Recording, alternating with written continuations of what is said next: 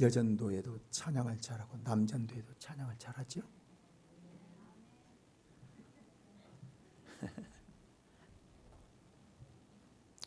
자, 우리는 주일 오후에 하나님이 쓰시는 사람들이 어떤 사람인가, 또는 그들은 어떻게 하나님 앞에 쓰임 받았나, 그 인물을 중심으로 해서 우리가 말씀을 나누고 있어요. 오늘 이 시간에는 구속의 예언자 이사야 선지자에 대하여 말씀을 나누기를 원하는데요. 여러분, 이사야 선지자가 구약의 예수 그리스도를 예언하지 않았더라면요, 이건 신약의 예수 그리스도께서 성령으로 잉태하신 거, 여인이 사내를 알지 못한 여인이 성령으로 잉태되었다는 말이요, 이건 무슨 전설이야? 이건 누가 지어서 한 거야? 믿어지질 않아요. 그런데 이사야 선지자는 예수 그리스도의, 예수님 700년 전에 예언을 하신 분이거든요. 예수님 오시기 700년 전에 예언을 하신 분이에요. 사람이요, 사람의 지혜는 한계가 있어서 사람이 할 수 있는 이야기가 있고 할 수 없는 얘기가 있어요. 그런데 일반적인 사람도 자기 지식이나 자기 지혜나 이런 것들로 무슨 잡신에 들려서 예언하지 않고서는 그 얘기를 할 수가 없어요. 그런데 이사야 선지자가 700년 전에 예수 그리스도의 십자가에 대한 예언을 하셨다. 이거는 하나님께로 말미암지 않고서는 이런 예언이 도저히 상상을 안 되는 거예요. 여러분, 사람이 한계가 있잖아요. 생물학적으로 하나님이 주신 가족이 이루어져야 자녀가 나는 거 아니에요? 그렇죠? 이게 일반적인 상식이에요. 그리고 우리는 그렇게 사는 거예요. 뭐 별 거룩한 얘기 다 한다 할지라도 이 과정을 통해서 자녀가 생성이 되고 사랑이 잘 이렇게 완성이 되어지고 유지가 되는 겁니다. 근데 처녀가 잉태하여 아들을 낳았다?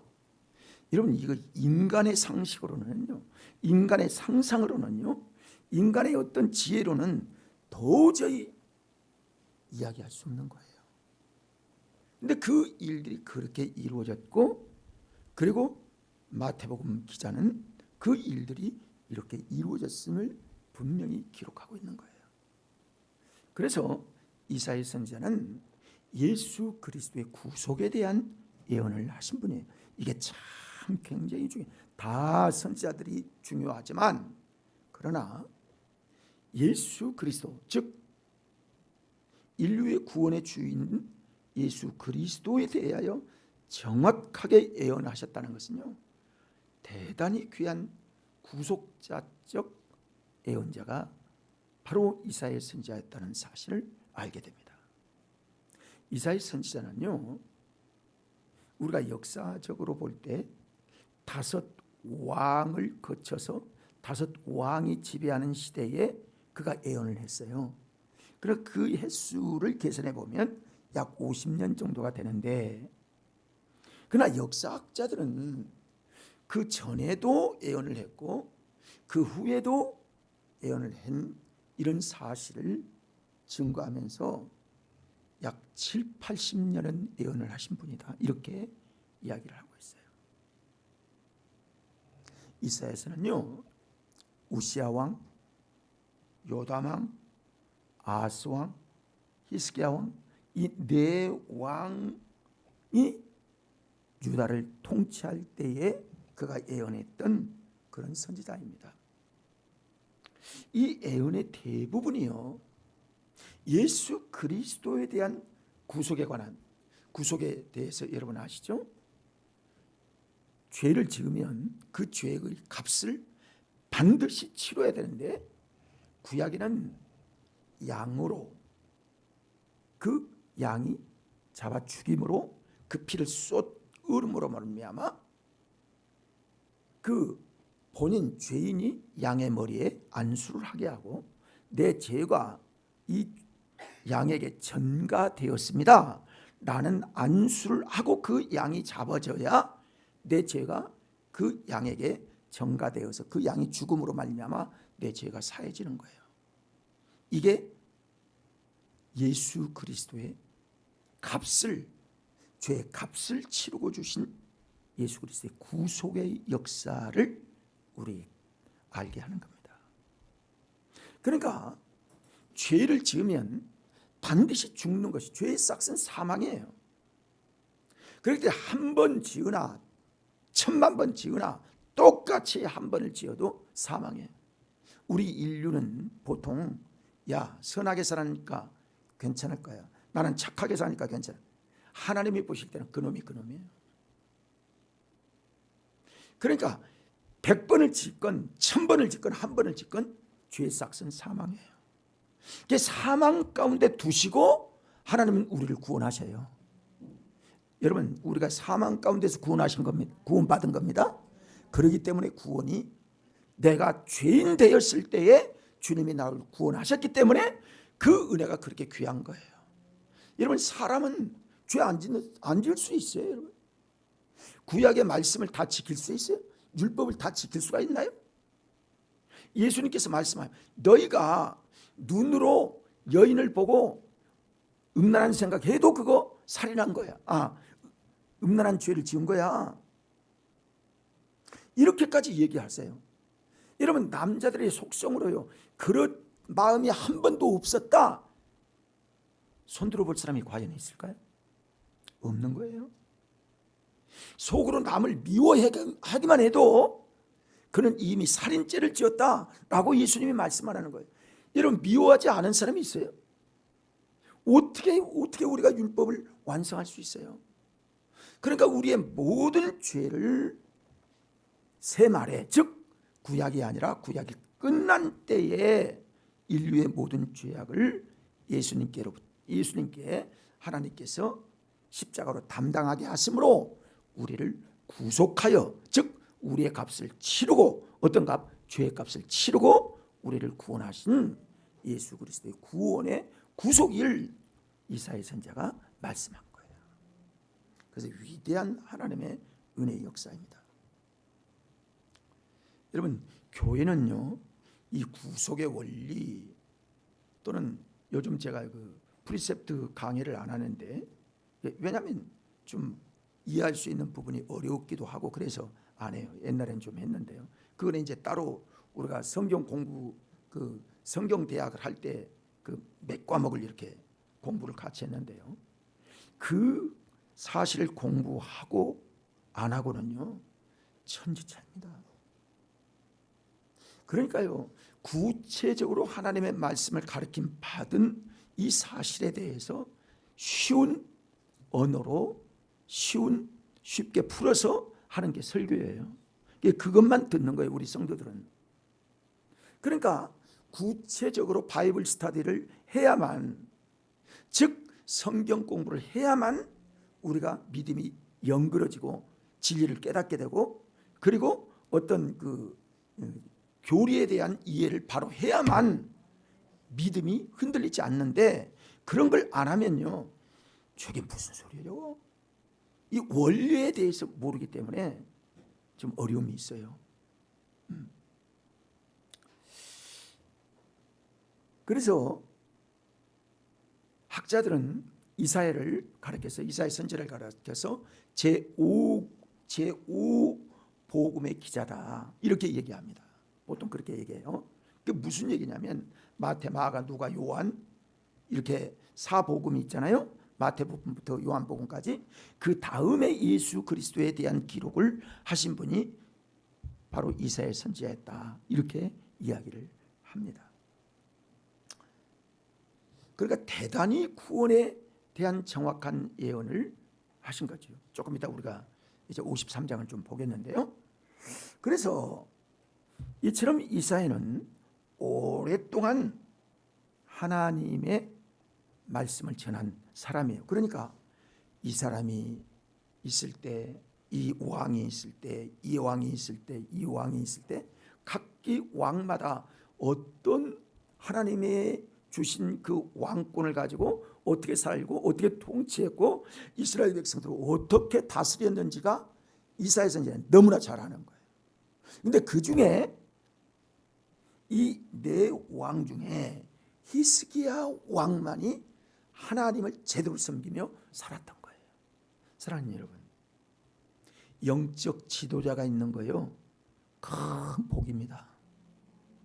여러분도 내가 이제 여러분의 영혼을 이제 섬기고 봉사하고 말씀을 전하는 목사인데요, 여러분이 그냥 제 설교를 들 때 은혜가 될 때도 있고 안 될 때도 있고 다 뭐 아유 지루하네, 또 시간이 이렇게 가네, 빨리 끝나지, 이렇게 생각할지 모르지만은 제가 은퇴한 후로 여러분이 생각하면요, 아 그때 그래도 우리 김한식 목사 있을 때 내가 은혜를 받았네, 이런 사람도 있을 거예요. 대답도 안 하네. 그럴 때가 있어요.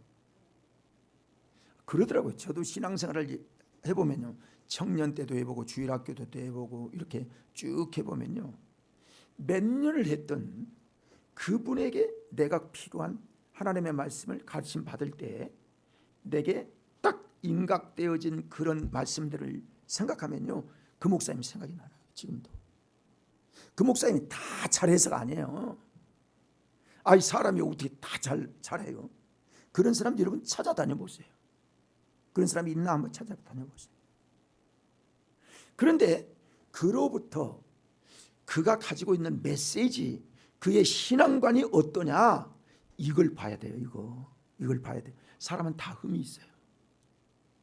너무 그런 걸 보려고 생각하면 한도 끝도 없이 찾아다녀도 그런 사람 별로 없어요.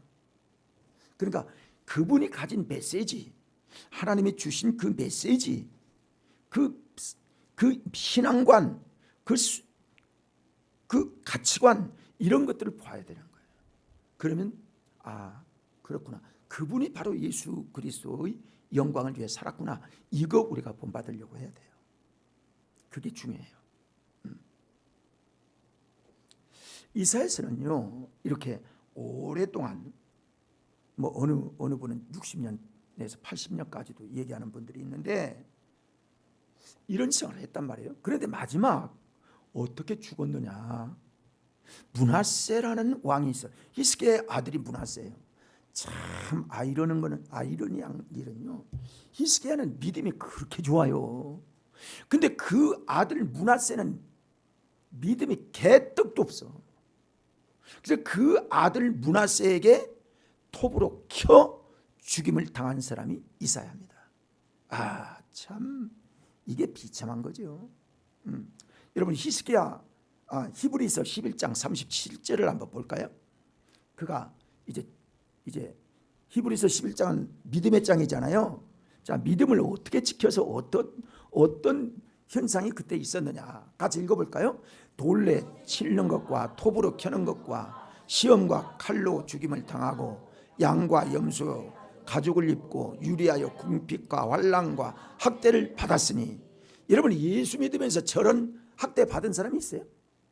나는 우리 교인들 중에는요, 우리 교인들 사람이 예수 믿는다고 그 머리 깎아서 밖에 못 나가게 하는 그런 일만 나는 알지, 그 외에 당하고 뭐 예수 믿는 것 때문에 당하는 어려운 일들을 당한 사람 별로 못 들어봤어요. 그런데 이때 이사야 선지자는 이렇게, 히스기야가요 자꾸 자기를 비판하는 거예요. 왕이요, 그렇게 하면 안 됩니다, 그렇게 하면 심판이 있습니다, 이렇게 자꾸 쓴소리를 하니까 이 므낫세 왕이요, 이스라엘을 데려다가 관 같은데 그 속에 넣고요, 관을 저 머리부터 발끝까지 톱질을 하는 거예요. 그 이사야가 어떻게 됐어요? 톱질 당한 거예요. 그렇게 순교를 한 사람이 이사야입니다.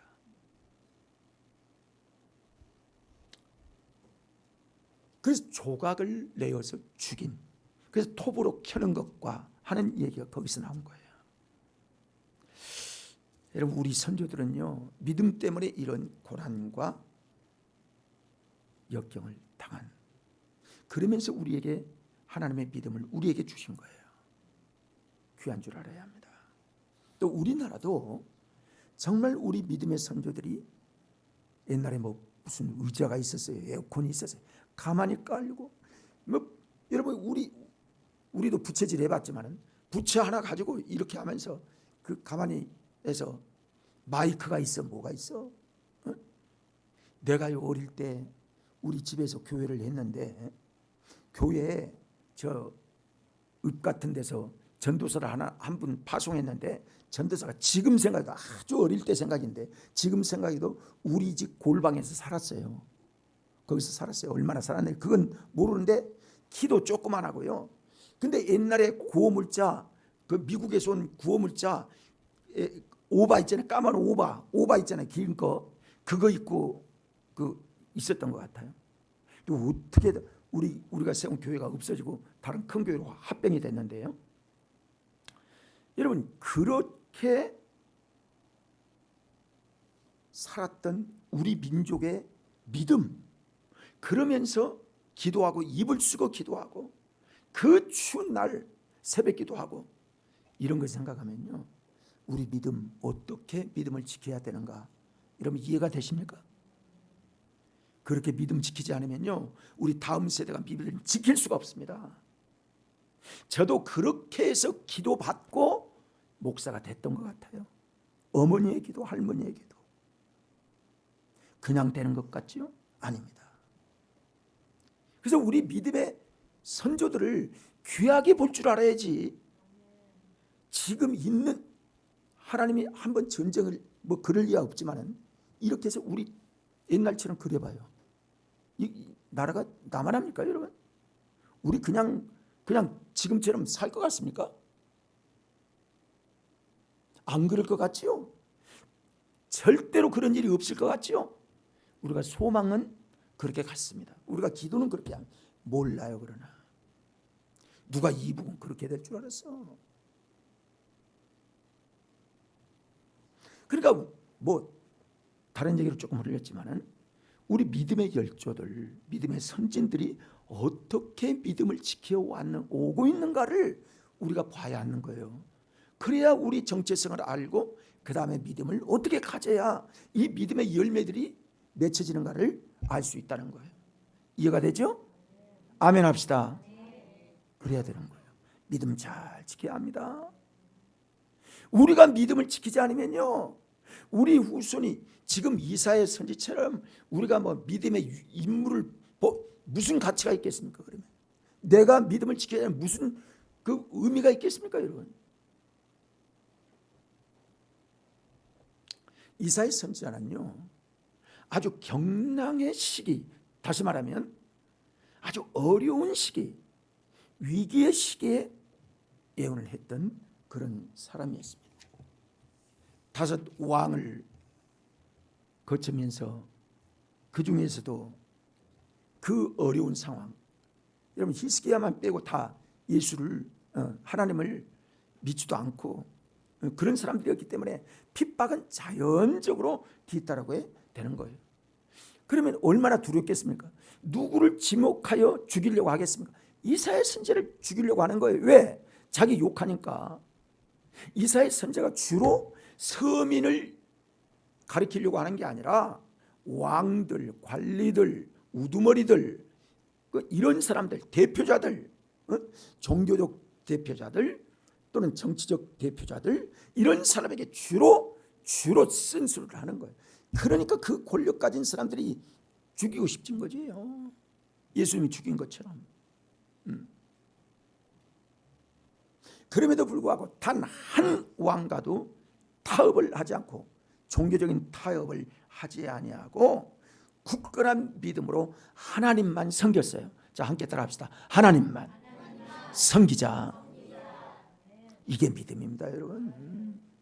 그래서 이 인물들을 우리에게 보여주는 거예요. 어떻게 하나님의 사람들이 살아야 되는가를 우리에게 보여주는 겁니다, 이거. 이사야가 예언하던 당시에 국가적 상황이요 굉장히 혼란한 그런 상황이었습니다. 국제적 정세도 대단히 미묘하고 복잡하고 어려운 시대였어요. 특히요 아하스 왕은 수리아 왕 느신과 이스라엘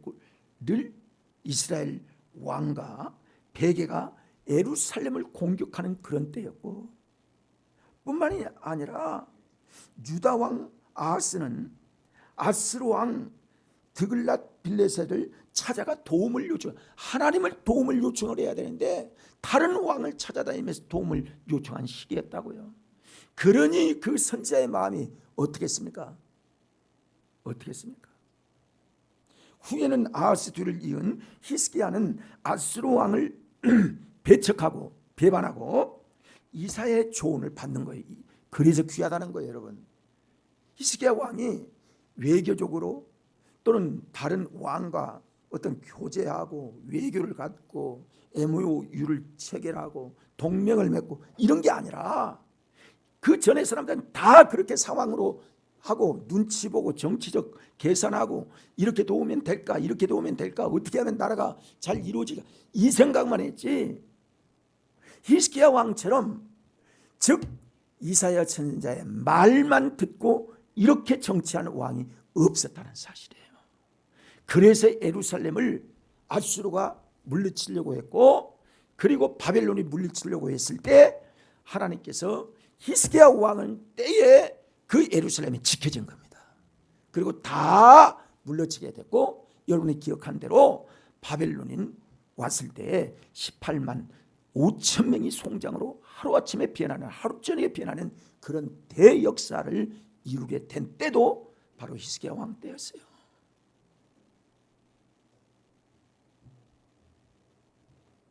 어려운 시기에 이사야는 끊임없이 강력하게 너희가 여호와만 바라야 한다, 여호와만 바라봐야 한다.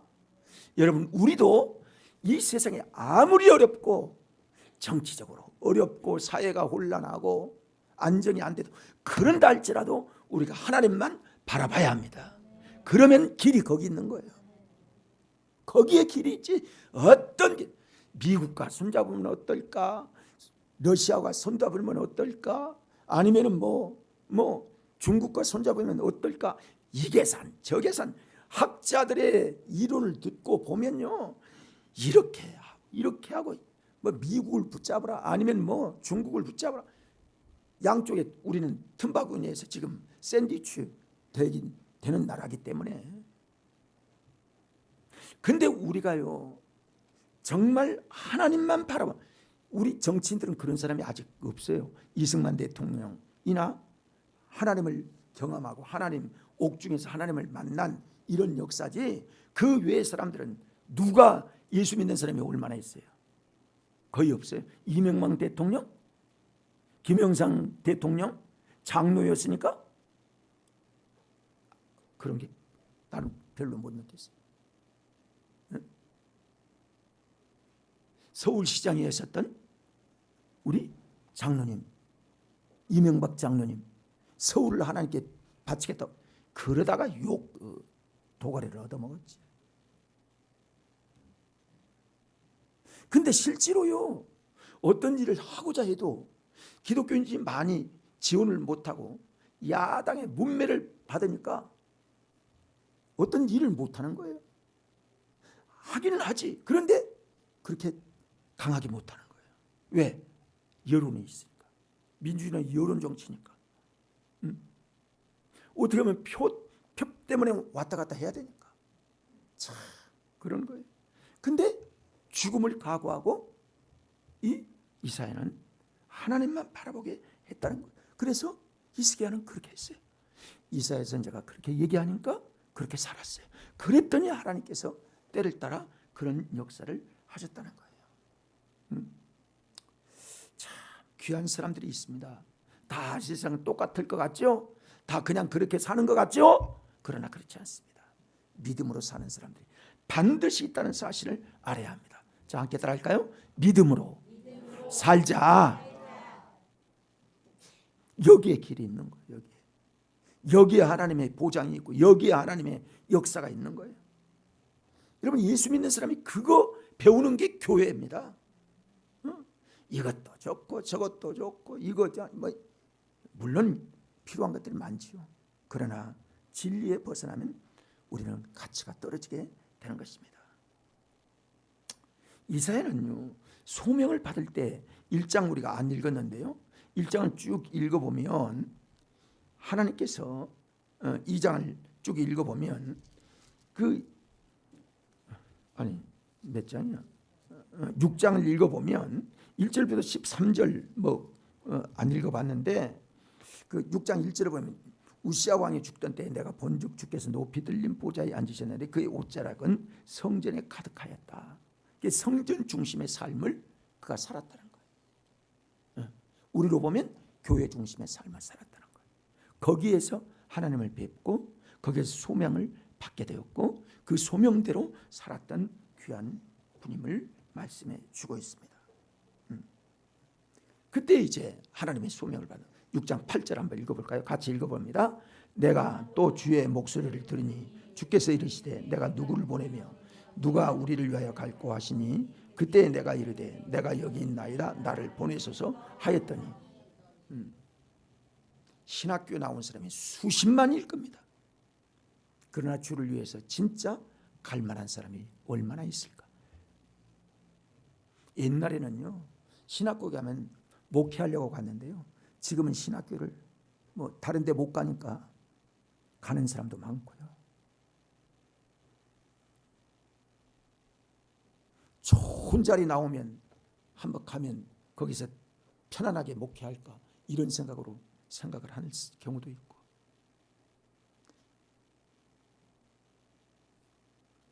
그래요. 근데 이사야 선지자는 자원하는 마음으로 하나님께 쓰임받는 믿음의 사람이 되어서 이렇게 귀한 하나님의 일들을 감당하게 되었다는 거예요. 내가 여기 있나이다 나를 보내소서. 얼마나 아름다운 일일까. 그랬더니 하나님께서요, 그에게 그의 입술에 제단 숯불을 갖다 대니 입술이 타는 것처럼 이렇게 변화된 그런 거예요. 여러분, 인생은요 다 죄인입니다. 그렇죠? 이사야가 하나님을 만날 때 그가 고백한 게 뭐냐면, 오라 나는 망한 자가 되었구나. 나는 죄인으로서 하나님을 배운 이 사실 때문에 나는 망한 자가 되었구나. 인간은, 죄인은요, 완전하신 하나님을 만나면요 거기에 엎드리는 개구리처럼 엎드려지지 않을 수가 없습니다. 왜냐하면 육체를 가진 인간이 영광스러운 하나님의 모습을 보면요 그렇게 그냥 그대로 되어버리고 마는 거예요. 썩은 삼줄처럼 자기 자신이 그러는 거예요. 그래서 어떤 표현이 나온 줄 아세요? 하나님을 본 자는 산 자가 없다. 그건 육체와 영혼이 그 엄청난 하나님의 영광을 본 사람은 살아남을 수가 없는 자신을 발견하게 되는 거예요. 그래서 사람이 변화되는 겁니다. 사랑하는 여러분, 하나님을 만나시기를 바랍니다. 그러면 사람이 변화되는 거예요. 그러기 전에는요, 아니 그렇게 했다 할지라도 변화되지 못한 사람들이 많이 있지만은, 그러나 속 사람은 경험을 통해서 내가 하나님을 만났지, 그때 하나님이 나를 만나 주셨지, 그래서 믿음 지키는 거거든요. 그것도 없는 사람들은요 믿음 지키기가 그리 쉽지 않습니다. 그래서 하나님을 사모해야 하나님을 만나는 게 중요합니다. 이럴 때 하나님이 그 입술에 제단에 있는 숯불을 가져다가 입술에 대는 거예요. 그러니까 그가 어떻게 됐느냐면 붉은 그 숯불로 그 입이 깨끗하게 죄사함 받게 되는 거예요. 그걸 경험하였어요. 우리도요 하나님의 그 은혜를 힘입으면, 우리 죄인이니까 예수 그리스도의 그 붉은 피의 은혜로 우리가 적시지 않으면요 구원의 은혜를 힘입을 수가 없습니다. 근데 그 구원의 은혜의 피가 우리에게 임하여 우리에게 적셔지기 위해서는 어떻게 해야 하냐면 믿어야 되는 거예요. 하나님 은혜를 믿어야 합니다. 예수 그리스도가 나 같은 더러운 죄인, 더러운 새끼, 더러운 년, 이렇게 표현할 수밖에 없는 우리 자신이 있잖아요. 그때 우리가 변화되는 거예요. 나 같은 사람을 하나님께서 죄의 쌈 받게 하셨구나. 나를 하나님이 이 같은 자, 보잘것없는 자, 더럽고 추한 자를 하나님이 나를 용서하시고 나를 구원하셨구나. 이게 느껴지면요, 그때부터는 사람이 바뀌어지는 겁니다. 겸손한 사람, 세상에 가치관을 두고 가는 사람들이 바뀌어지는 거예요. 그래, 주님 나를 불러주신 은혜가 너무 감사합니다. 그때부터 사람은 눈물이 나기 시작하는 겁니다. 날 구원하신 하나님의 은혜가 이렇게 귀하였구나. 하나님 감사해요. 하나님 감사해요. 그래서 나 같은 죄인 살리신 주 은혜 고마워하며 눈물을 흘리며 고백하며 은혜를 점점 주님의 은혜를 내가 받아들이고 감사가 임하게 되는 거예요. 그 인생이 복된 인생입니다, 여러분. 그래서 그 임무를 잘 감당한 거예요, 이사야 선지자가. 자, 그러면 이사야 선지자가 구체적으로 우리 인간에게 주신 구원의 애언을 어떻게 했는지 한번 볼까요? 아까 우리가 봤는데요, 7장 다시 한번 볼까요? 7장 다시 한번 봅니다. 14절 다시 한번 읽어봐요. 시작. 그러므로 주께서 친히 징조를 너에게 주실 것이라. 보라, 처녀가 잉태하여 아들을 낳을 것이요 그의 이름을 임마누엘이라 하리라. 이게 증제예요. 이게 징조예요. 그래서 요한 1서, 2서, 요한 3서, 요한 1서는 요한이 왜 영지주의에 대하여 교회에 편지했느냐면, 그 영지주의자들은요, 영으로 오신 예수만 생각하거든요. 육체로 오신 예수를 믿지 않는 거예요. 하나님은 영이신 하나님이 육체로 오신 분이 예수님이시거든요. 그러니까 신인 양성을 가지고 이 땅에 오신 분이 예수님이세요. 하나님의 완전함과 사람의 비천함을 그 육체로 완성하신 분이 바로 예수님이시라고요. 그분을 믿음으로 말미암아 구원을 얻는데, 영지주의자들은 육체로 오는 걸 부인한다고요. 그래서 이단이 되는 겁니다. 그래서 그들이 이단이 된 거예요. 그래서 지난 시간에 얘기했죠. 상대도 하지 마라. 야, 인사도 하지 마. 왜냐하면 잘못하면 논리적으로 보면 그럴듯하거든요. 여러분, 신학의 논리가요, 이 사람한테 들으면 이렇고 이 사람한테 들으면 이렇고, 여러분이 만약에 하나님의 교회 맞나요? 하나님의 교회 맞죠? 거기 가서 여러분 한번 들어보세요. 이야, 신기하다. 야, 그러네. 도표를 만들어서요, 아주 논리적으로 다 설명해요. 쏙 빠지는 거예요. 어디로 가는지도 모르게 따라가는 거예요. 여러분, 이단에 안 끌려가는 것도요, 큰 복입니다. 아시겠어요?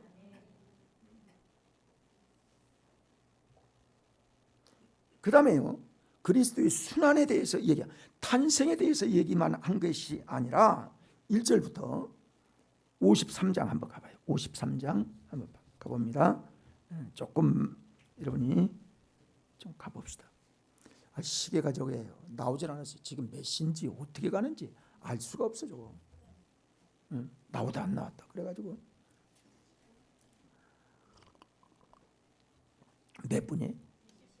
20분? 10분? 20분 가까이 됐네요. 자, 53장 예수님의 고난에 대해서 이렇게 자세히 예언을 한 부분들을 우리가 좀 살펴봐야 합니다. 왜냐하면 신약을 지금 얘기하는 게 아니라 구약을 보면서 예언하긴 부분이기 때문에 우리가 관심을 기울여야 돼요. 자, 1절부터 9절 말씀까지 천천히 같이 합독합니다. 시작. 우리가 전한 것을 누가 믿었느냐? 여호와의 팔이 누구에게 나타나? 잠시. 우리가 전한 것, 즉 예수 그리스도가 전한 것, 예수 그리스도의 복음, 즉 이사야 선지자가 전한 것을 누가 믿을만 하겠느냐 이거예요. 여러분 믿은 거 복입니다. 이거 여러분 믿어지시기를 바랍니다. 이게 믿는 게 얼마나 귀한 복. 예수 그리스도를 믿어야만 하나님의 은혜가 우리에게 임하게 되는 정확한 말씀이에요. 자, 2절 시작. 그는 주 앞에서 자라나기를 연한 순 같고 마른 땅에서 나온 뿌리 같아서 고운 모양도 없고 풍채도 없은즉 우리가 보기에 흠모할 만한 아름다운 것이 없도다. 그는 멸시를 받아 사람들에게 버림받았으며 강고를 많이 겪었으며 질고를 아는 자라. 마치 사람들이 그에게서 얼굴을 가리는 것 같이 멸시를 당하였고 우리도 그를 귀히 여기지 아니하였도다. 그는 실로 우리의 질고를 지고 우리의 슬픔을 당하였거늘 우리는 생각하기를 그는 징벌을 받아 하나님께 맞으며 고난을 당한다 하였노라.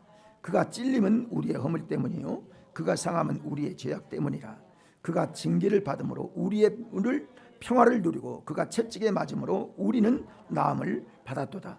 우리는 다 양 같아서 그릇 행하여 각기 제 길로 갔거늘 여호와께서는 우리 모두의 죄악을 그에게 담당시키셨도다. 그가 곤욕을 당하여 괴로울 때에도 그의 입을 열지 아니하였으며 마치 도수장으로 끌려가는 어린 양과 털 깎는 자 앞에서 잠잠한 양같이 그의 입을 열지 아니하였도다. 그는 곤욕과 신문을 당하고 끌려갔으나 그 세대종 중에 누가 말하기를 그가 살아있는 자들의 땅에서 끊어짐은 마땅히 형벌 받을 내 백성의 허물 때문이라 하였으리요. 그는 강포를 행하지 아니하였고 그의 입에 거짓이 없었으나 그의 무덤이 악인들과 함께 있었으며 그가 죽은 후에 부자와 함께 있었도다. 그래서 10절을 보면요, 여호와께서 그에게 상함을 받게 하시기를 원하사 질고를 당하게 하셨으니 그의 영혼을 속건 제물로 드리기에 이르면 그의 씨를 보게 되며 그의 날은 길 것이요 그의 모든 손으로 여호와께서 기뻐하시는 뜻을 성취하시리라. 속건 제물은 죄 지은 사람이 하나님께 건짐받기 위해서 드리는 제물을 속건 제물이라고 합니다. 화목 제물도 있고 5가지 제물이 있는데 속건 제물이, 그래서 예수님이 죄인들의 속건 제물이 되셨다 하는 것들을 정확하게 말씀하는 거예요. 그러니까 구약의 제사 제도와 신약의 제사 제도가요, 그게 완전하게 재해석한 분이 사도 바울인데 히브리서에 그것이 정확하게 기록되는 거예요. 그러니까 여러분이 이사야 53장과 히브리서의 말씀을 딱 비추어 보면요, 왜 그분이 제물이 되셔야 했나, 어떻게 제물이 되셨나, 어떻게 우리의 죄를 담당하셨나, 왜 그렇게 되지 않으면 안 됐나 하는 것들 정확하게 이해하는 거예요. 그리고 11장에 가서는 믿음이 아니고서는 구원받을 수가 없고 믿음이 없는 자는 하나님을 기쁘시게 할 수 없다 하는 결론을 말씀하는 거예요.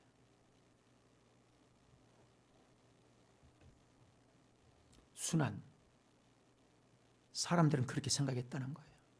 아, 예수 죄 지어서 그랬나 봐. 예수 채찍 맞고 이 가시관 쓰고 손발에 못 박혀 죽은 거 지죄 때문에 그랬겠지. 어리석은 인간은요, 인생들은 생각을 할 수가 없는, 영적 생각을 할 수가 없는 거예요. 죄인된 모습으로는요, 믿음이 없이는 이거 다 생각부터가요 잘못돼 가지고 인생이 그냥 이 세상의 짐승처럼 잘 먹고 잘 살면 사는 것, 이게 완전한 가치인 줄 알고 그것만 자랑하는 거예요. 믿음에 대해서 어떻게 됐든 뭐 어떻게 왜 그렇게 사냐 바보같이, 왜 이렇게 좋은 날 여행이 나가고 그러지, 새벽부터 저런데야 저 이상 있는 거 아니야, 이렇게 생각한다는 거예요. 어리석은 사람은 그런.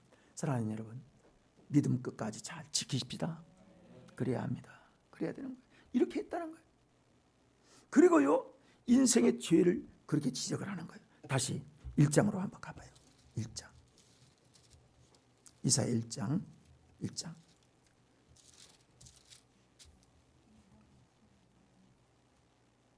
5절 6절.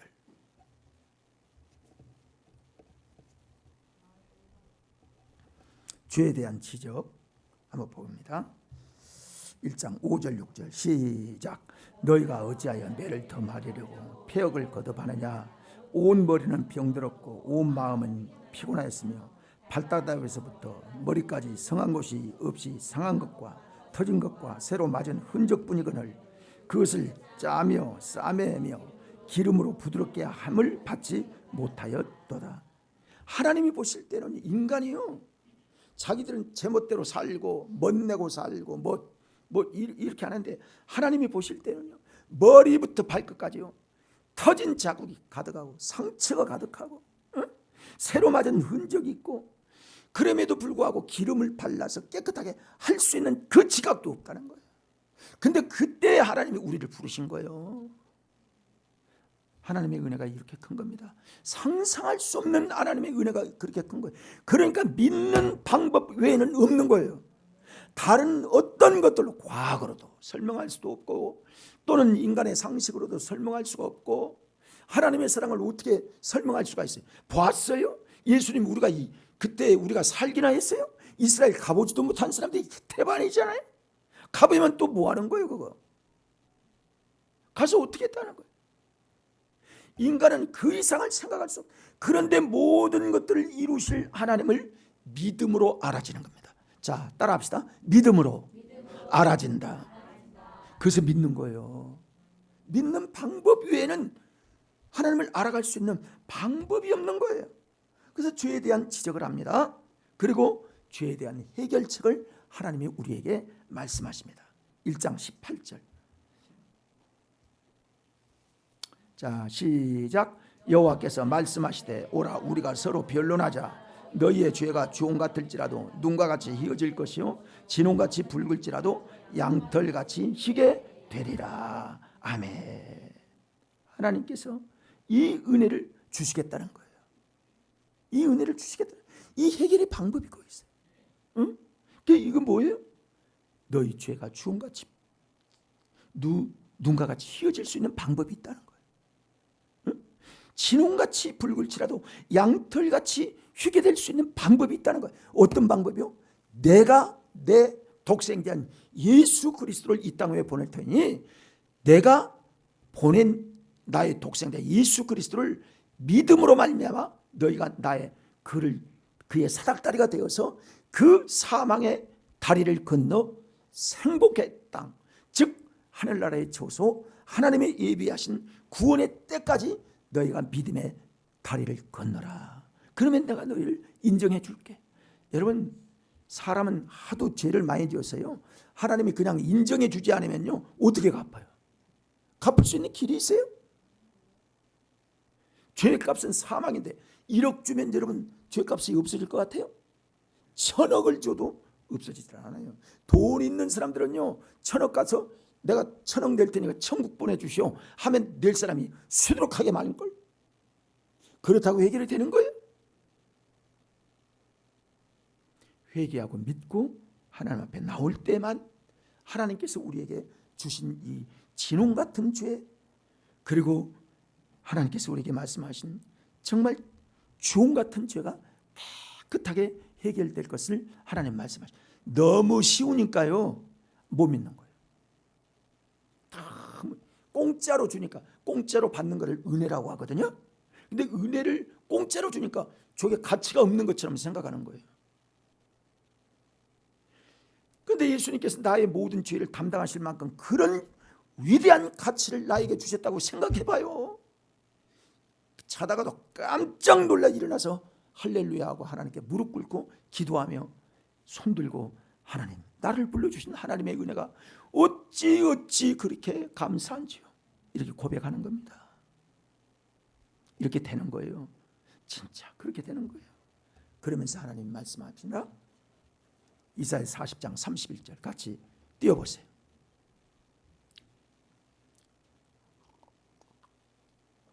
하나님께서 우리에게 말씀하시는 거예요. 자, 이 말씀 같이 읽어봅니다. 오직 여호와를 앙망하는 자는, 자 잠깐, 앙망한다는 것은요 우러러 바라본다는 거예요. 경배한다는 거예요. 하나님을 소망한다는 거예요. 하나님이 그 위대한 은혜를 나에게 주셨구나 하고 앙망한다는 거예요. 그러면 어떤 새 힘이 오느냐? 같이 더 읽어봐요. 시작. 새 힘을 얻으리니 독수리가 날개치며 올라간 같을 것이요 다른 박질하여도 곤비하지 아니하였고 걸어가도 피곤하지 아니하리로다. 아주 영혼 육이 잘 되어지는 독수리가 날개를 피고 올라가는 것 같은 그런 영적 힘을 얻는다는 거예요. 왜? 누가? 여호와를 앙망하는 자에게. 여러분, 이 은혜 우리 받읍시다. 이 은혜를 받아야만 진짜 하나님이 우리에게 주신 이 은혜가 얼마나 귀하고 귀한 거구나. 믿음을 하나님께서 나에게 주신 것이 이렇게 귀하구나. 그때 사람이요 거듭나게 되는 겁니다. 다시 말하면 어린아이가 새로 태어나서 사람이 된 것처럼 영적으로 저런 은혜를 힘입게 되면 새로운 새 사람으로 변화가 되는 거예요. 그래서 거듭나게 되는 거예요. 그래서 하나님의 사람이 되어서 하나님의 영광을 위해서 살아가는 사람으로 변화가 되는 겁니다. 사랑하는 여러분, 이 선한 죄를 깨닫게 하고 죄에 대한 책임이 또는 해결책이 어디 있으며 그리고 어떤 신앙생활을 하는, 즉 복음의 소중함에 어떤 것들을 우리에게 가르쳐주고 있어요. 참 귀한 선지자입니다. 귀한 인물입니다.